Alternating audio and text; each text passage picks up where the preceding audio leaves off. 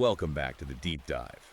Today, we are not just scratching the surface. We're ripping the Band-Aid off a wound that modern society is desperately trying to ignore. It's probably the single most significant social shift of our lifetime. It is, and yet the mainstream conversation, it either ignores it or, worse, just treats it like some kind of defect in men. Exactly. So before we even get into the meat of this, and trust me, this is going to be red meat for a lot of you, I have a job for you.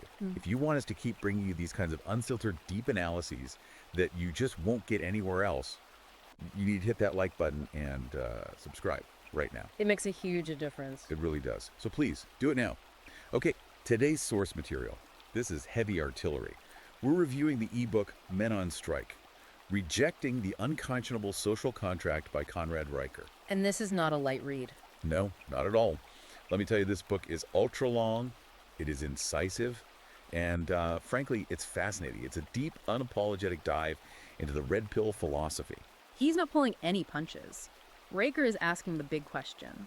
Why are men withdrawing from marriage, from the workforce, from society? Is it just laziness? Or is it, as he argues, a completely rational response to a game that's been rigged? It's a provocative premise. He's essentially writing a manual for the manosphere, for men's rights activists, or really for any man who feels like the rules have changed. Right, and if what we talk about today resonates with you, if you want the full tactical guide for this, you need to go buy this ebook. It's on Amazon, Kindle, and Google Play Books. You should definitely check it out. So let's unpack this. Riker starts with this idea of the social contract. To understand why it's broken, we first have to understand what it was. Right. If you look at the history of our institutions, before the capture, as he puts it, the deal was pretty clear. It was a trade-off. A trade-off. Yeah. Men provided protection and resources. They built things, fought the wars, all of that. In exchange, they got respect, they got authority, nurturing. It was a symbiotic relationship. You do the dangerous stuff, and in return, you have a real stake in the civilization you're building. Exactly. But Riker's core thesis is that this contract has been unilaterally nullified. It's gone. So what's left? What's left is what he calls responsibility without authority. Wow. Society still expects men to do the dirty, dangerous jobs, to be the disposable sex, but the reward for that risk, the authority, the respect, it's been stripped away. Responsibility without authority. I mean, that's a recipe for burnout in any job. I'd quit. And that is exactly what he says is happening on a societal scale. He also gives a lot of historical context for this. He calls it cultural contagion. Okay, this is where it gets really interesting. He argues that before, our institutions, schools, courts, they were based on things like merit and logic. But these ideologies, like Marxism and feminism, they acted like a virus. They took the old oppressor versus oppressed narrative, which was about class. Right, bourgeoisie versus proletariat. And they just swapped the nouns. Now, the oppressor is men, and the oppressed is women. Masculinity itself becomes the enemy.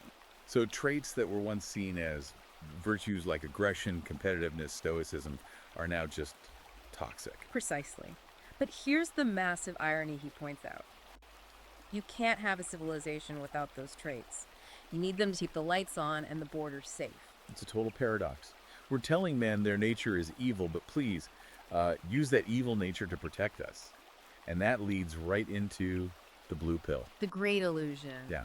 For anyone who hasn't spent time in the manosphere, let's define that. The blue pill is the comforting lie. It's the story society tells men. Just be nice, follow the rules, be vulnerable. You'll be rewarded with love and loyalty. It's the Hollywood script. The nice guy gets the girl in the end. And Riker says that is a trap, a total trap.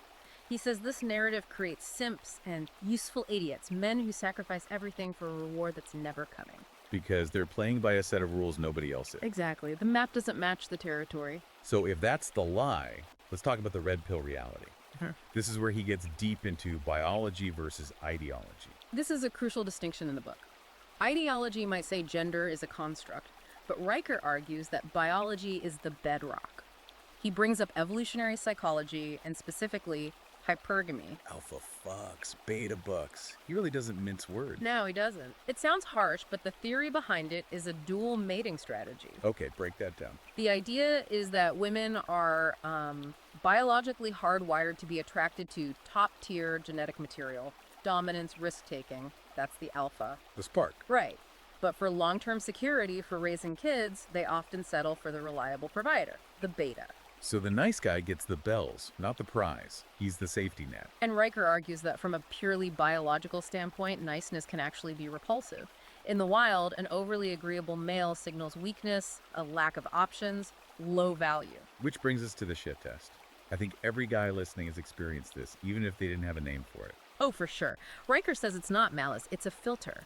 A woman will test a man, create drama, challenge him to check his emotional stability, his frame. She's shaking the ladder to see if you fall off. That's a perfect way to put it. If you get emotional, if you crumble and apologize when you did nothing wrong, you fail the test.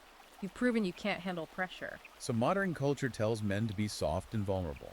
But the biological attraction mechanism is still looking for strength and stoicism. Men are being trained to fail their own tests. Systematically.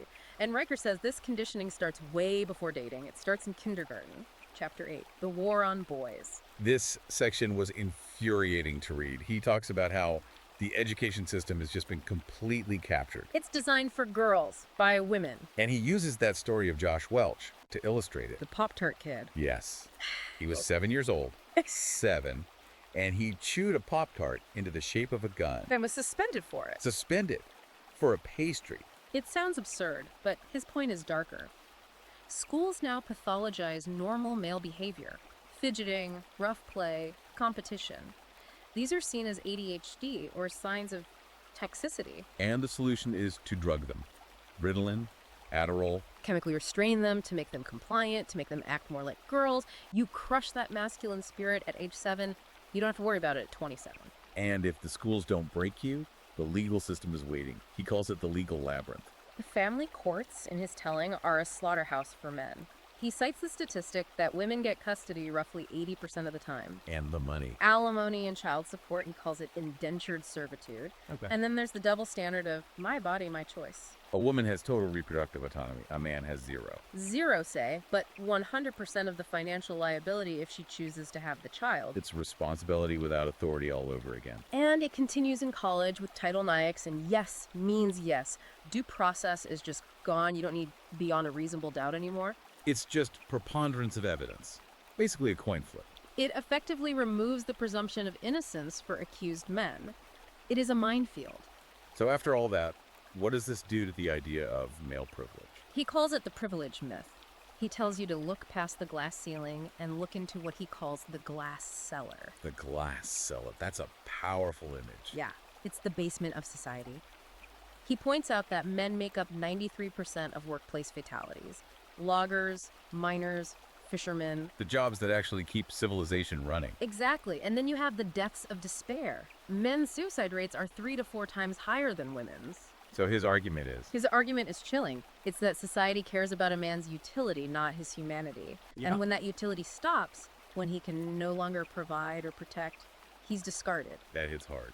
When the utility stops, the man is discarded. It explains a lot of the anger you see out there. It does. But Riker doesn't want men to stay angry. He wants them to get smart. And that's where he offers the solution, the strike. MGTOW. Men going their own way. The media loves to paint this as a bunch of guys sulking, but he frames it very differently. He frames it as a necessary economic correction in the sexual marketplace. It's not about hating women, it's about supply and demand. It's like going Galt from Atlas Shrugged. When the producers are punished, they stop producing. It's all about achieving what he calls outcome independence. This is the core psychological shift. In any negotiation, the person willing to walk away holds all the power. If you need the relationship to feel whole, you've already lost. You've lost your leverage. So what does this look like in practice? He talks about going into monk mode. Which doesn't mean moving to a monastery. No, not at all. It means withdrawing your attention and your resources from a system that doesn't value you. Stop simping. Stop giving away validation on social media for free. And focus entirely on yourself. Entirely. Fitness, finance, building skills. He even brings up the bachelor premium. I love this part. The financial case for staying single. It's just simple math. In a legal climate where marriage can be so financially risky, single, childless men often build wealth much, much faster. They retain their capital. So the strategy is build yourself up, keep your resources, and refuse to play a rigged game. And by doing that, by withdrawing, you force the market to correct. Scarcity creates value.